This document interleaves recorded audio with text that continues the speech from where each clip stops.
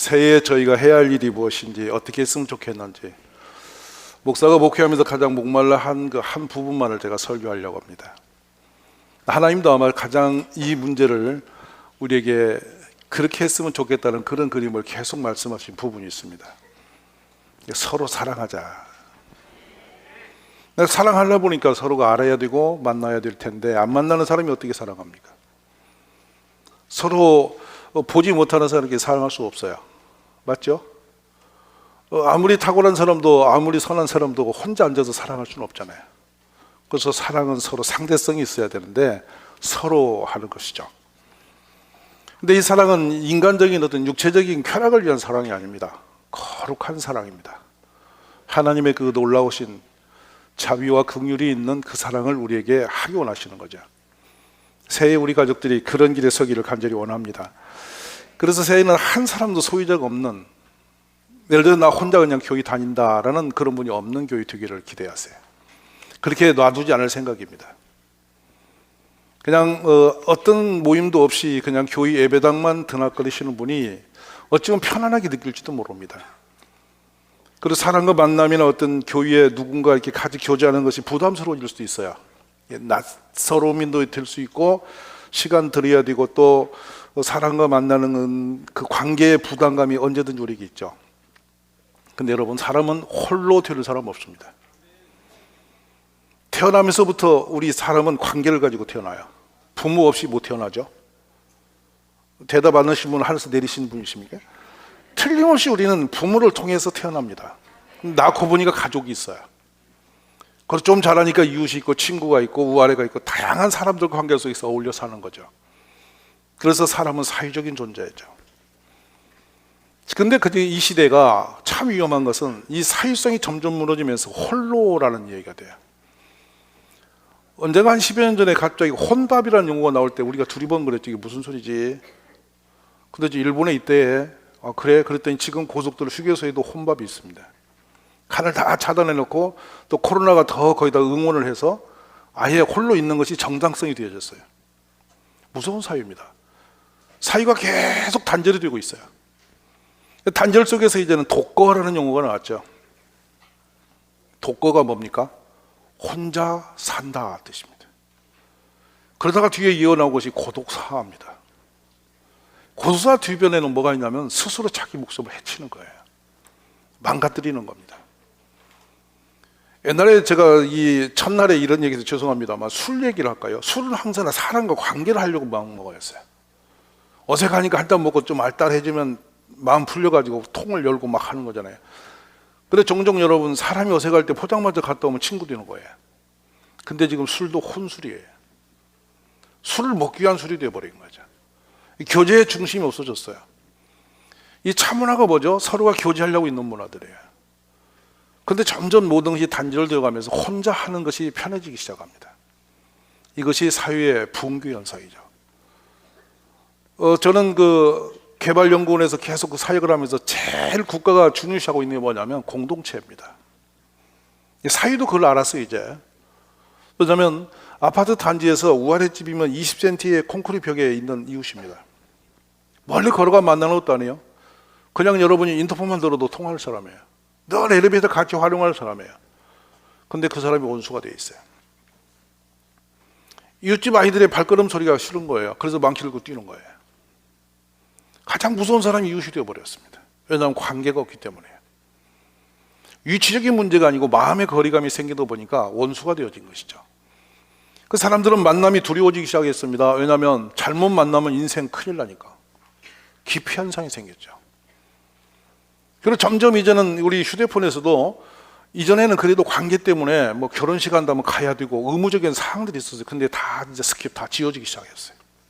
그 편한 사람만 만나는데 요즘에 교회 안에도 목사 전화 스킵한 사람 많아요. 문자 먹어놓고 안 그런 척하고 있는 건 굉장히 많아요. 주님이 보신다고. 얼마나 이게 신비로운 세상이 된지 모르겠어요. 우리 이 새해는 동일교회가 그런 무너지는 벽을 회복하는 한 해가 되었으면 좋겠습니다. 그래서 서로 모이자. 역사를 보면 세상의 모든 역사는 만남을 통해서 이루어졌어요. 제가 뭐 고상한 얘기 안 할게요. 사람과의 만남이 없으면 가정이 있을까요? 여러분 만났으니까 결혼했지 한 번도 안 만났는데 갑자기 둘이 살아버렸습니까? 그런 기적 같은 일은 일어나지 않습니다. 서로 사귐이 되고 만남 속에서 사귐이 되어지고 서로가 이해도가 높아지면서 그래 인간 괜찮네 이래서 결혼한 거 아니에요? 아니 대답 않는 것은 잘못 건드렸습니까 이거? 우리 그렇게 만든 거 아니겠어요? 그래서 가정이 세워지니까 둘이 만나니까 자녀가 있고 또 그래서 우리 가족이라는 울타리 가장 안전한 가족이라는 울타리가 생겨난 거 아니에요? 교회도 마찬가지거든요. 물론 우리가 모인 것은 예수 그리스도 하나님 아버지의 은혜 가운데 만났어요. 근데 이 교회에 들어와서 어떤 분이 종종 그런 표현을 합니다. 새 가족이 오셔서 큰 교회에 제가 숨으러 왔습니다. 여기는 숨는 곳이 아니에요. 그러니까 큰 교회라고 하는 이름 속에는 숨을 곳이 있는 걸 생각하시는 거죠. 저는 알죠. 전에 개척을 제가 1분부터 해본 경험이 많으니까 목사님과 한 사람 성도가 앉아서 마주 설교한 거 저는 해봤어요. 얼마나 신비로운지 모릅니다. 마주보고 해야 됩니까? 하늘 보고 해야 됩니까? 얼마나 어색한지. 그러니까 듣는 분은 계속 땅 보이고 저는 그 뒤통수 보고 하는 거예요. 1대1이라는 존재는 무지하게 어려워요. 숨을 수가 없다는 얘기예요. 근데 한 200~300명까지는 목사가 막 눈동자처럼 다 살필 수가 있어요. 그런데 300을 벗어나면 서서히 이제 멀어지죠. 심해지죠. 특별한 사람만 관계할 수 있는 것이죠. 그래서 우리 성경의 법은 장로님들에게 20가정만 맡기는 거예요. 눈동자처럼 지키시라고. 할렐루야. 안 지키니까 편하십니까? 우리 인간은 불완전한 존재입니다. 칼이 칼을 날카롭게 한 것처럼 부담스러운 만남도 축복인 거죠. 나를 찌르고 나를 괴롭히는 것 같아도 그걸 통해 나는 성숙되는 거죠. 혼자 인격이 생기고 혼자 고상하게 막 성숙되어지는 사람 한 사람도 없어요. 대인적 관계에서 부딪히면서 상처도 주고받으면서 내가 성숙되어 가는 거예요. 그러니까 인간의 만남은 어떤 큰 해치는 사람들이 아닌 교회 안의 만남은 가장 안전한 만남이고 성도 간의 교제는 축복이고 서로 불편할지라도 그것을 통해 나는 자라나고 있는 것이죠. 그런 자극이 없이는 내가 자라날 방법이 없는 사람이죠. 그냥 구더니처럼 영원히 그렇게 살다가 끝날 사람을 통해 자극에 더 성숙되게 만들어내는 거, 이것이 하나님의 방법이에요. 여러분 새해는 우리 모두가 만남의 축복을 누리시기를 간절히 기대합니다. 자, 이제 홀로 독혀하는 일이 힘들어지니까 사람이 사람 관계에서 목마름에 있으니까 이제는 반려견 시대가 되었어요. 개를 길러본 사람 알죠? 얼마나 사랑을 주고 사람에게 행복감을 많이 주는지 해본 사람만 알죠. 참 그래서 사람들은 지금 개 문화로 바뀌었습니다. 시어머니 산후걱정 안 해도 강아지 산후걱정을 하죠. 이게 사람들이에요. 여러분 문득 물어보세요. 여러분은 혼자 중얼거리는 일 안 해봤습니까? 내가 미쳐서 밥하나 봐. 이럴 수 있다는 거죠. 이게 사람들이 비정상 상황이라는 거예요. 언어는 상대성을 가지고 있습니다.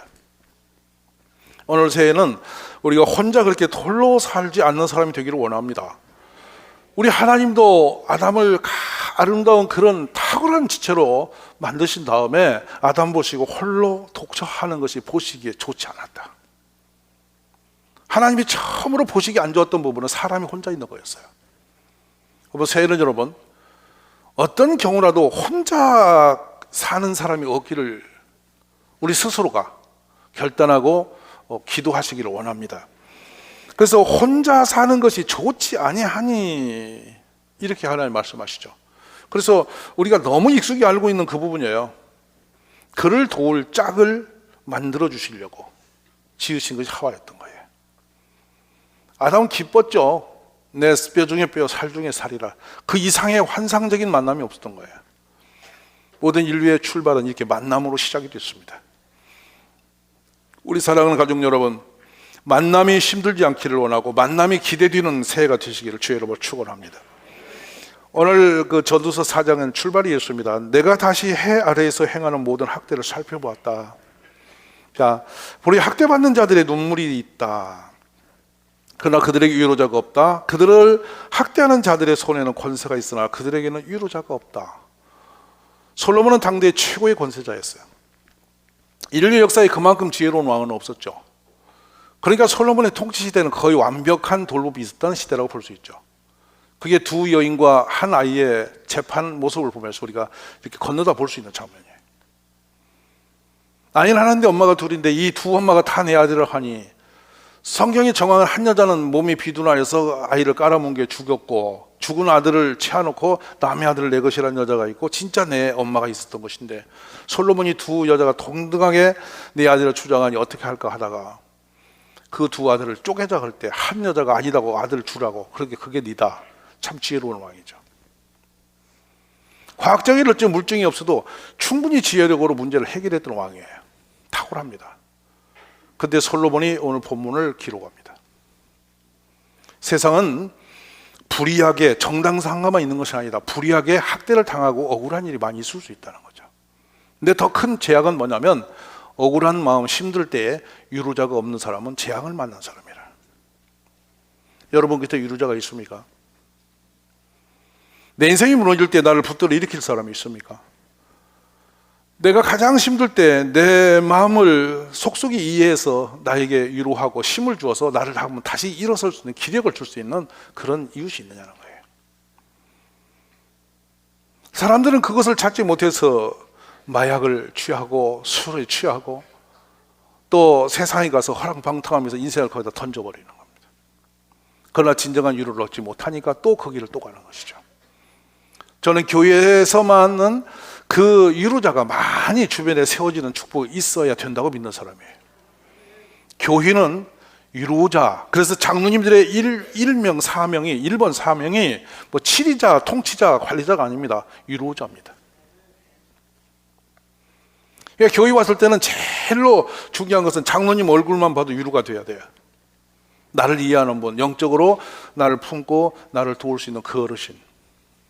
그래서 장로님 이름만 대고 생각만 나도 힘이 들 때 장로님이란 이름만 생각해도 위로가 될 수 있는, 그게 진정 있는 교회예요. 부담 드리려고 하는 게 아니에요. 그렇게 되는 것이 정상인 거예요. 그렇게 안 사는 것이 비정상 교회예요. 목사도 마찬가지거든요. 성도님들이 힘들 때 목사님하고 이야기만 해서 목사 음성만 들어도 위로가 될 수 있어야 돼요. 그런 교회가 되도록 우리가 이상적 그림이 아니라 현실이 되도록 서로가 힘을 내셔야 된단 말이에요. 그리고 적어도 그렇게 되려면 우리 교회 지도자들이 나를 해치는 자가 아니라는 거예요. 나를 돕는 자라는 거죠. 교회 하나님이 직분자를 나를 해치려고 세운 적 없잖아요. 어떤 부모님이 자녀를 해치려고 존재합니까? 때로는 꾸짖기도 하고 때로는 불편한 말을 해도 그가 잘 되도록 하기 위해서 부모는 존재하는 거 아니에요? 교회도 마찬가지란 말이죠. 그런 하나님의 제도와 질서의 권세 앞에서 우리들이 아멘이 되고 믿음이 되어지면 축복이 있는 거예요. 우리 새해 그런 길에 서기를 주의 이름으로 축원합니다. 때로 우리들이 얼마나 답답한 일을 많이 만납니까? 우리 나그네 길이 언제나 수고가 슬플 뿐이라고 야곱도 고백했어요. 모세도 그런 고백을 했어요. 세상에 의롭게 살고 우리가 볼 땐 신령하게 살고 대단한 영적인 리더십도 자기 평생을 저도 보니까 수고가 슬픈 뿐이 없는 거예요. 인생은 고단한 것입니다. 우리 무대에 고단치 않은 사람 아무도 없습니다. 내버려둬도 괜찮은 사람 한 사람도 없어요. 방치해도 되는 인물은 하나도 없습니다. 그런데 우리 스스로가 버려짐을 당해 있고 세상과 담을 치고 있다면 이건 지극히 불행한 일이죠. 제가 종종 1년 동안 계속 재작년에 외쳤던 것이 뭐냐면 우리 사람 간에 벽이 없어야 된다. 이 인류 역사 속에 최고의 기적은 예수님이 십자가에 죽으신 것이거든요. 최고의 사건인 것이죠. 그런데 그 십자가에 죽으시는 그 사건 속에서 일어난 일이 두 가지가 있습니다. 하나님과의 벽을 허무는 거, 모든 세상의 사람과의 관계 벽을 다 무너뜨려서 하나 되게 하신 거. 그런데 이 벽을 예수님이 죽음으로 그 피 흘리시고 죽으심으로 지불하신 대가 지불이 큰 역사인데 우리가 스스로 감정을 대고 나와 코드가 맞냐 안 맞냐 하면서 자꾸 벽을 치면서 이루어지는 것은 지극히 예수님을 십자가에 못 박는 행위보다 더 악하다 그러는 것이죠.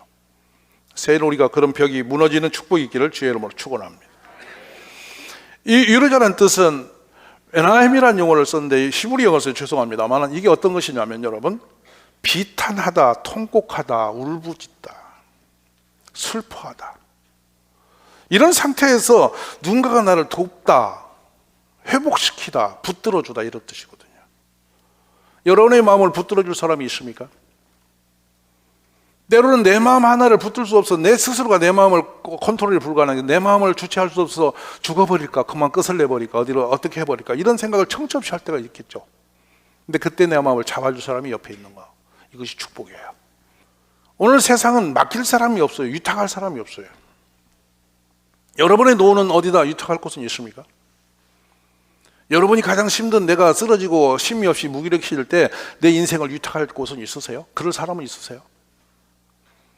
근데 그런 사람이 어떤 사람이냐면, 내가 수고해 얻은 모든 소산을 그냥 몽땅 주고도 그거 주고서 너무 기뻐서 뒤에 서서 야 잘했다, 든든하다, 그리고 마음이 편안해지고 위로가 될 수 있는 그런 사람이냐 이거예요.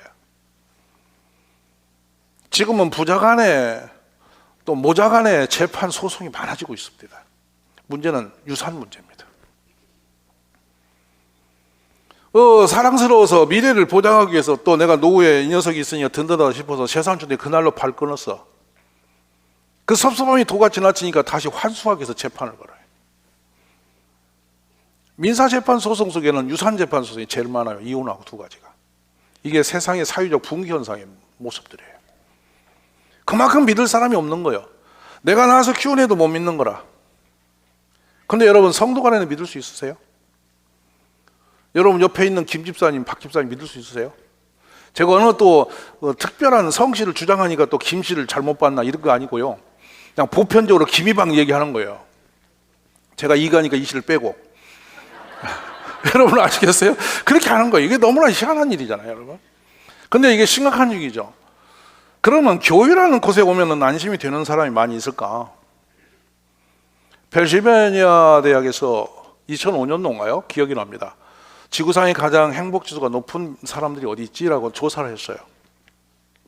세상에 돈은 제일 많이 모여있는 곳이 뉴욕이었습니다. 근데 뉴욕 사람들은 불안정하더래. 행복지수가 없더래요. 그래 더듬더듬 갔는데 놀라운 것은 케냐 어글에서 마사이족을 만났어요. 근데 그들은 행복 불행 자체를 모르더래. 그냥 행복하더래. 신비롭더래요. 그래서 왜 이렇게 저 사람들은 이 행복 불행 지수에 물어보는 질문에 답도 모르고 그냥 행복해져 있지? 뭐지? 라고 조사했을 때 놀라운 것은 소득 수준이 아닌 인적 관계에 나온다요. 마사이족들은요 적어도 주변에 60명의 이웃이 있대요. 일가 친척이든 뭐 이모든 고모든 간에 엮여갖고 그냥 애 하나 놓으면 60명이 보고 있는 거야. 무슨 말 이해되셨어요? 누구나 문제가 생기면 그냥 기초적으로 60명은 오는 거야. 안 오면 큰일 나는 게 엉커져 있는 거야. 누가 아프다면 60명이 그냥 총알이 달려와서 서서 쳐다봐줘. 그러니까 얼마나 재밌어. 힘든데 괜찮아. 이웃이 우우 와가지고 막 서로 어울려지니까 힘든 것도 잊어버리게 돼요. 그러니까 오히려 문명이 없는 맨발로 지금도 다니는 그 민족은, 그 족속은 행복을 누리고 살아. 그래 답을 내죠. 행복이란 건 사람을 통해서 얻는 것이다. 아멘이세요? 여러분은 행복을 얻을 수 있는 세상이 있으세요? 신혼초에는 서로 상대성이 있을 겁니다. 부부간에. 근데 살아보이소. 오래 가나. 한 20년 살고 보면 그게 그겁니다. 이제. 그러고 뭔가 이웃이 없이는 위로워요. 가족만을 갖고는 인생의 행복을 다 누릴 수가 없어요. 이제는 핵가족에서 가족을 너무 소중히 가족 속으로 다 들어가기를 원하시는데 여러분 가족 너머에도 좋은 이웃이 있을 때 여러분은 행복해지는 거예요. 인생의 가치는 거기서 얻는 거죠. 우리 함께 새해에는 그런 공동체를 만들어 가자는 것이죠. 여기 얼마나 처참합니까? 혼자 아무에게도 자신의 모든 소산을 나눠줄 수 없이 그냥 죽도록 고생하다가 죽어버리는 그것을 헛된 삶 이렇게 표현합니다. 여러분 헛된 길을 걸으려고 인생 수고하지는 않아야죠. 멋진 하나님의 나라의 그림이 하나 나옵니다. 실체적인 역사였죠. 사도행전 2장에 믿는 사람이 다 함께 있어 모든 물건을 서로 통용하고 또 재산과 소유를 팔아 각 사람의 필요를 따라 나눠주며 날마다 마음을 같이하여 성전에 모이기로 힘쓰고 집에서 떡을 떼며 기쁨과 순전한 마음으로 음식을 먹고. 기가 막힌 이야기죠.